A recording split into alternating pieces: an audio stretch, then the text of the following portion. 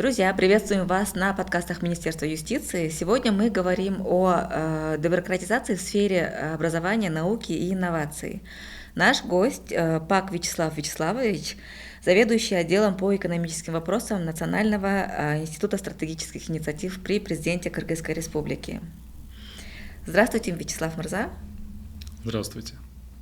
Если объяснить простыми словами, зачем Кыргызстану понадобилась такая масштабная реформа в сфере образования?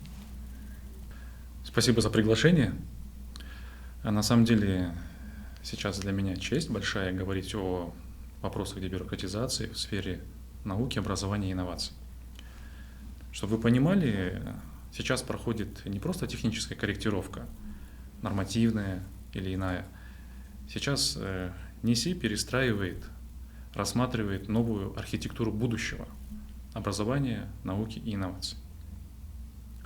И отвечая на ваш вопрос, сегодня нужно нам взглянуть, соответствует ли наша система образования, науки настоящему, отвечает ли на требования современности. И в обществе возникает вопрос, что есть некоторые вопросы к существующей системе. В этой связи в рамках дебюрократизации осуществляются некоторые реформы, о которых я уже подробно расскажу в ближайшее время. Одно из ключевых решений этого года, наверное, да? Создание двух новых министерств. Это Министерство просвещения и науки и высшего образования и инноваций. Почему система разделилась именно так? Можете объяснить, пожалуйста? Да, решением Кабинета министров, решением президента было принято такое решение о разделении. И как было на самом деле раньше? Одно Министерство образования и науки отвечало сразу и за дошкольное образование, школьное образование, университеты, наука и так далее, научные открытия. И, конечно же, когда нагрузка на одно министерство, то где-то при реализации определенных норм решения принимались медленно, ответственность размывалась. Очень большой блок работы, широкий и массивный. И здесь возникает вопрос и необходимость разделения на два министерства, которое первое будет отвечать за Министерство просвещения, за дошкольное и школьное образование, то есть за то, как ученики, школьники будут в дальнейшем строить свою жизнь, где главными должны быть стандарты, где главными также является, помимо стандартов, воспитание и навыки и умения базовые. Студенты, университеты, наука – это сегодня уже в рамках полномочий Министерства науки, высшего образования и инноваций. Школа – это социальное явление, стандарты, воспитание, доступность. Университеты – это вопрос конкуренции, честной конкуренции, где институты, лаборатории, инновационные центры должны действовать не по инерции, а быть полноценными участниками, флагманами, игроками на региональном уровне, где будут решаться вопросы финансирования, финансового развития в целом, вопросы интеграции в мировое пространство. И когда отдельное министерство может позволить себе определить стандарты для таких университетов, лабораторий, инновационных центров, и эти инновационные центры поймут, что они являются частью большего, и можно развиваться, масштабироваться, учитывая честную конкуренцию в науке, в высшем образовании, вот тогда будет эффект и результат. Откуда возникло это требование? То есть это требование современности, требование власти, либо требование Я понимаю разделение, но в целом в моем представлении это можно было бы сделать в рамках одного министерства, например, разделив на департаменты, либо расширив штат, да? Обычный пример, простой пример. Какой организацией управлять проще? Где работает 30 человек или где работает 500 человек? Определенно 30. И ответственность закрепить проще. Угу. И скорость выполнения задач увеличивается в разы. Угу. Соответственно, если мы увеличиваем штат одного министерства, он становится менее гибким в принятии решений. Как показывает практика, нормотворческая практика, законодательная и в целом работа министерства и ведомств, здесь вопрос стоял оперативность принятия решений, при этом качество и забота обо всех заинтересованных участниках этого процесса. Школьники, учителя, администрация школ, студенты, университеты и министерства. Поэтому, учитывая весь этот процесс и всех заинтересованных участников этих правоотношений, было принято важное решение разделить это министерство на два, чтобы увеличить скорость принятия решений, улучшить качество их работы и закрепить четкие стандарты и зону ответственности. Спасибо, да, понятно. А эту сферу НИСИ, оно мониторит? Ну, например, вы же только что за кулисье рассказывали о том, что какие-то плоды мы начнем пожинать через несколько лет, да? Какие-то мониторинговые работы НИСИ проводит в этом плане? Да, отличный вопрос. В рабочем порядке мы проводили на горизонтальном уровне и на вертикальном уровне работы со студентами, проводили беседы, то есть чтобы от первоисточника узнать, какие есть проблемы, какие могут быть решения также. У нас очень много талантливой молодежи. Поговорили с учителями в школах, с директорами школ, поговорили с сотрудниками министерства и руководством министерства. И вот, собрав весь этот объем, массив данных, было принято решение, вот то, что мы только что и обсудили. Помимо этого, сейчас также ведется параллельный мониторинг этой работы, действительно ли то, что есть на бумаге, реализуется ли это в жизни. Потому что бумага — это бумага. На бумаге все ровно, красиво, но за бумагой стоят живые люди, которые каждый день учатся, работают, стараются, трудятся. И мы ведем эту работу и смотрим, действительно ли есть эффект. По итогу определенных периодов мы готовим отчет, отчитываемся в рамках межведомственной рабочей группы по дебюрократизации. Вот стараемся объяснять гражданам, что есть результаты. И на самом деле результаты есть, положительные уже по многим направлениям. Когда принимается закон, постановление соответствующее, вот 2 министерства появилось. Представьте такой пример по аналогии. Вы купили телефон, вот создали министерство. У вас телефон. Вы же телефон будете настраивать под себя, чтобы он был вам удобен, да, чтобы конечно. скорость работы с телефоном именно увеличилась для вас, было удобно, и чтобы не страдало качество, чтобы при этом вы могли сразу найти нужное приложение, звонок, СМС и так далее. Сейчас принята нормативная часть, министерства созданы, и идет внутренняя настройка работы, стандартов, инструкций, методологий, которые постепенно в ближайшем будущем будут показывать свой эффект, положительный эффект. Говорить о том 100%, на 100% какой эффект мы не можем, потому что это дело времени. Решение принято, идет настройка министерства, как настройка телефона, которым пользуется каждый из нас с вами. Спасибо. Еще одно изменение – это преобразование Национальной аттестационной комиссии в Высшую аттестационную комиссию при новом министерстве.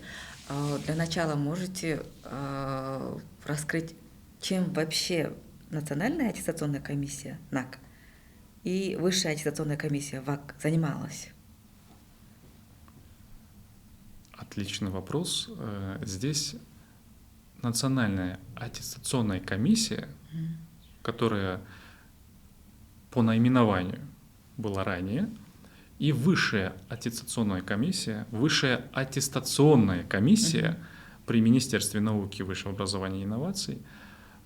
Сегодня главный акцент, чтобы деятельность велась в рамках определения стандартов, разработки этики, чтобы упростить и создать простые и понятные правила для молодых инновационных ученых. Потому что в науку нужно привлекать молодежь. И чтобы привлечь молодежь, нужно создавать всем понятные правила, где каждый документ, который нужно защищать или прилагать к выходу на защиту, он должен быть понятным, простым для ученого, аспиранта, соискателя. Конечно, здесь вопрос не стоит, что нужно прям убрать все стандарты и убрать требования. Они должны быть, потому что мы должны получать квалифицированных ученых, которые будут иметь степень кандидата наук или доктора наук. Что это говорит бенефициару, получателю, да? Например, я подаю на кандидата наук, скажем так, да? Эти изменения, они на мне как-то отразятся? Мне станет легче это сделать, получить кандидатскую или что? Как?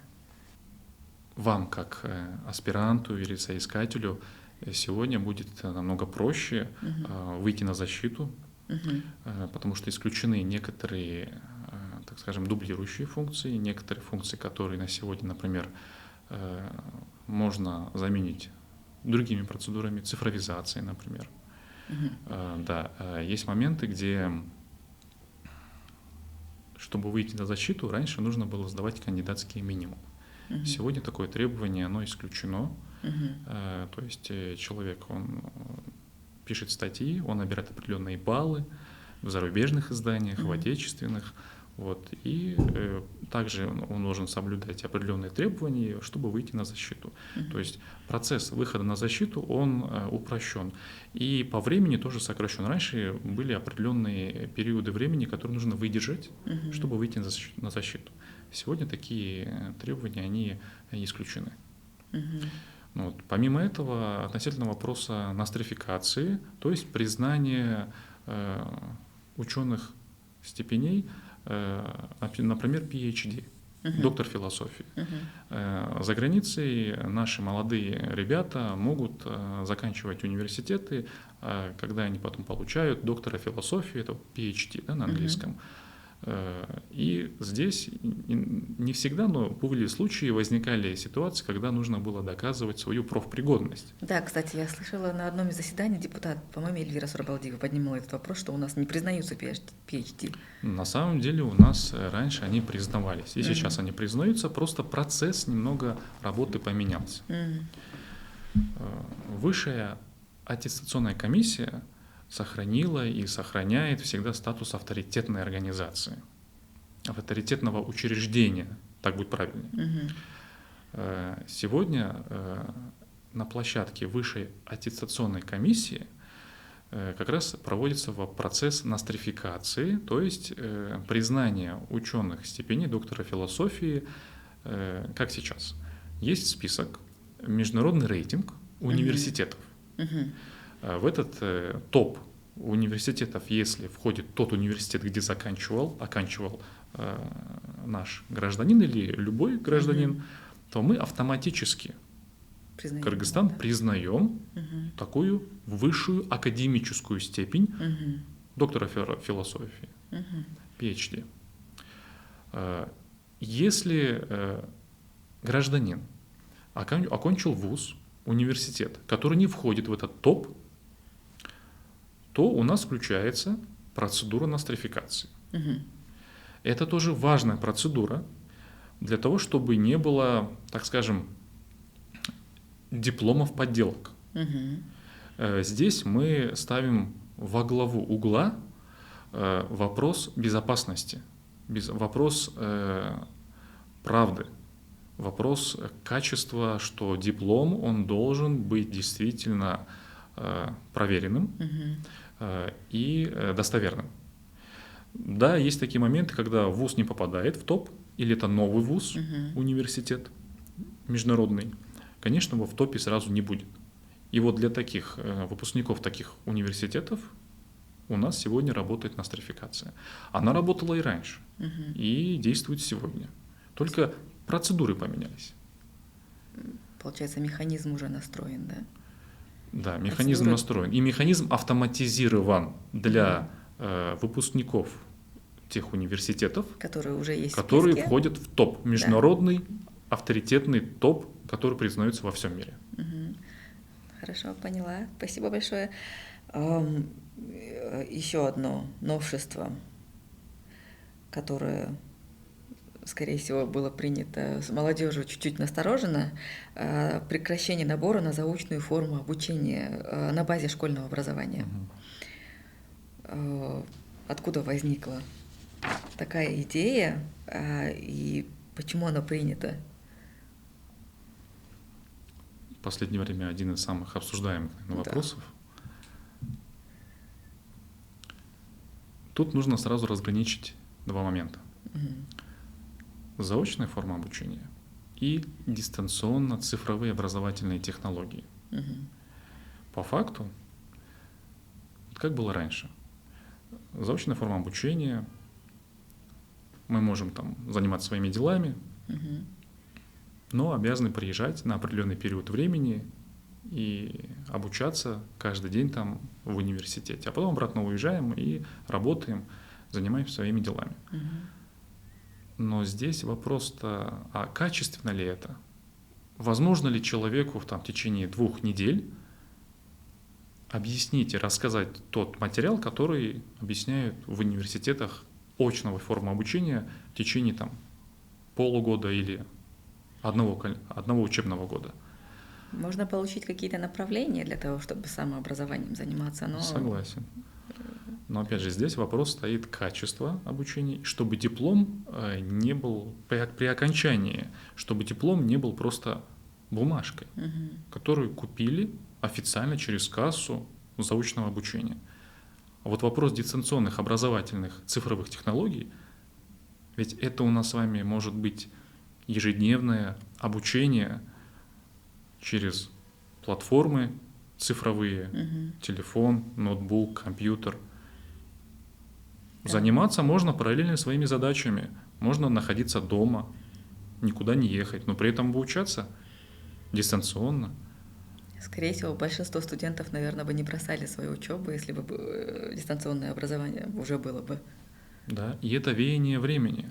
Ведущие университеты мира, они предлагают дистанционные образовательные технологии, где выдают в итоге такие же дипломы, как и студенты, которые действительно обучаются прямо в кампусах, очно, каждый день. Но все-таки студенты — это молодежь, и молодежь имеет свойство нет-нет, увиливать от учебы. В этом плане интересно, возможно будет защититься учителям, например, да? Чтобы это не был дипфейк. И вот здесь очень хороший вопрос. Уже, видите, мы и переходим к вопросам алгоритмов настройки, как с телефоном. Мы настраиваем уже внутренние процедуры работы. И вот здесь, когда мы говорим про дистанционные образовательные цифровые технологии, нужно, чтобы были стандарты, которые обеспечат качество, борьбу с дипфейками, чтобы имелась возможность контроля студентов и реального живого присутствия каждого участника. Не формальное присутствие, а действительно участие живое по видеосвязи.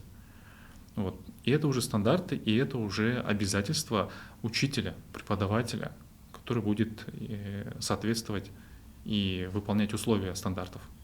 То есть будет разработано специальное приложение для такого обучения или как? Вопрос открытый.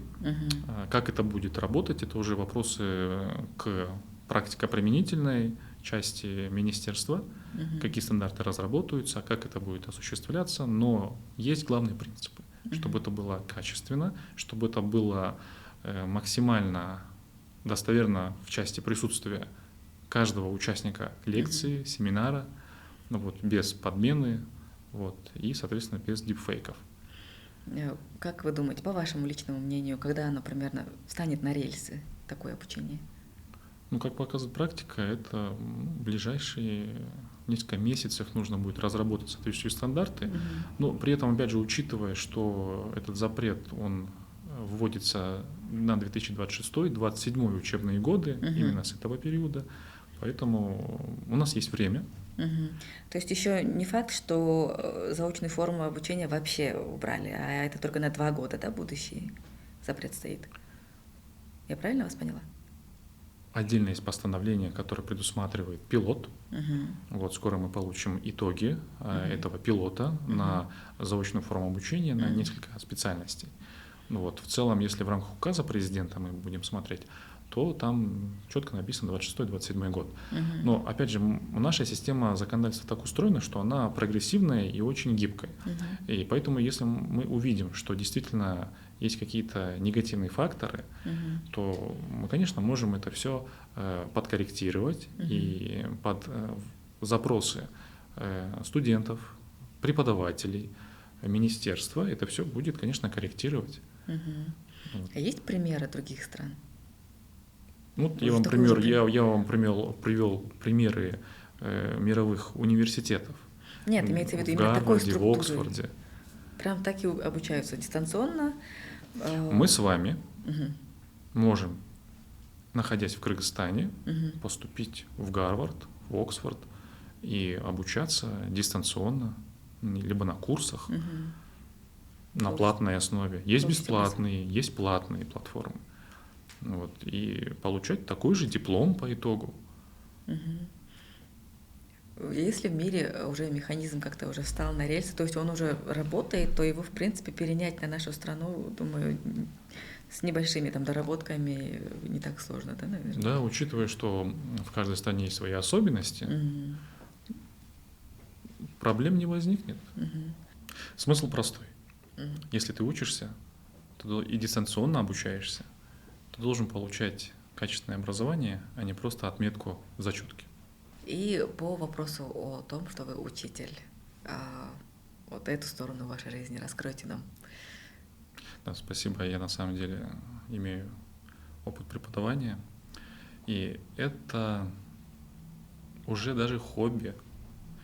На самом деле преподавание — это хорошая вещь, которую я рекомендую каждому.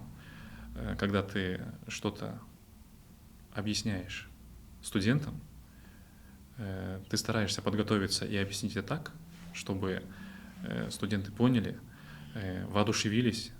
И главная задача преподавателя — это зажечь искру. Когда ты умеешь зажечь искру в умах студентов, становится более конкретной твоя жизненная цель. Каждый должен делиться знаниями.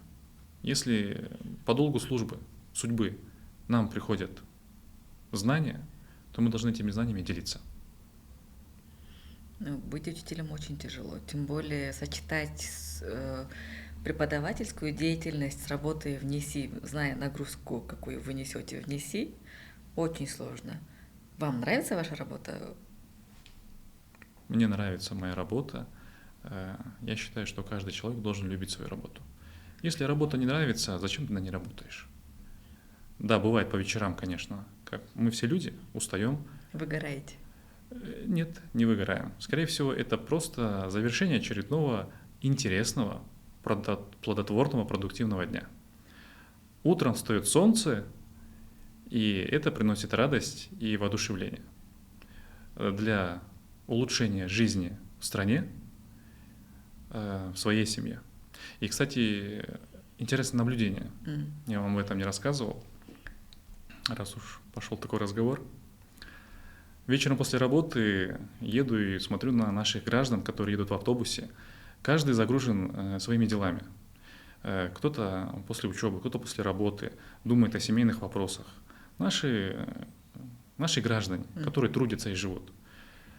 И на самом деле, как часто госслужащие задумываются, вот ту работу, которую они сделали сегодня, тот вклад, который госслужащий внес в качество своей работы, как отразилось на наших гражданах, как мы оцениваем свою работу, сделали мы какой-то полезный вклад в улучшение жизни наших обычных граждан. И если чем чаще мы будем задумываться, каждый госслужащий, кто имеет отношение к госслужбе, какой вклад мы делаем каждый день в улучшение жизни наших граждан, я думаю, каждый поймет свою ценность.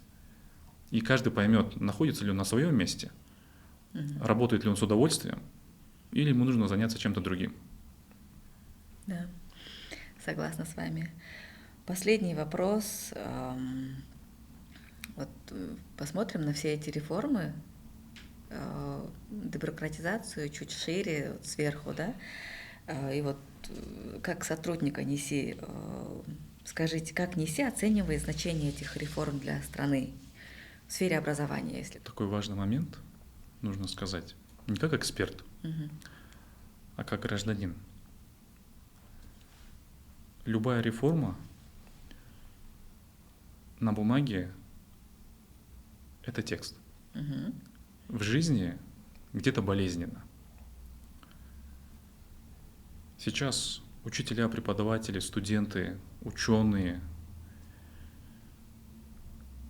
проходят период неопределенности. Поэтому наша задача, как Национального института стратегических инициатив, объяснить, поддержать, вынести на общественное обсуждение, общественный диалог те моменты и результаты, которые мы получаем в настоящее время. Не просто принять и забыть, а мониторить, открывать те моменты, которые люди не видят в силу занятости, это нормально, и как можно чаще взаимодействовать с людьми, с заинтересованными сторонами, понимать и поддерживать. И совместными усилиями продвигать это все вперед. И вот если мы все, общество, государство, бизнес, выдержим этот переход, то на самом деле выиграют все. У бизнеса будет более подготовленный работник, у государства будет качественная мобильная операционная система работы, допустим, у родителей и детей уверенность в будущем, что диплом, который получит их ребенок, он будет как минимум, да, квалифицированным, и его диплом будет востребован. И ребенок добьется успеха. Да, спасибо, заставили прям задуматься вашими словами. Спасибо за интервью, Вячеслав Вячеславович. Это был подкаст Министерства юстиции. С вами были Вячеслав Пак, заведующий отделом по экономическим вопросам Национального института стратегических инициатив, и я, ведущая Джилдыз Чороева. Оставайтесь с нами.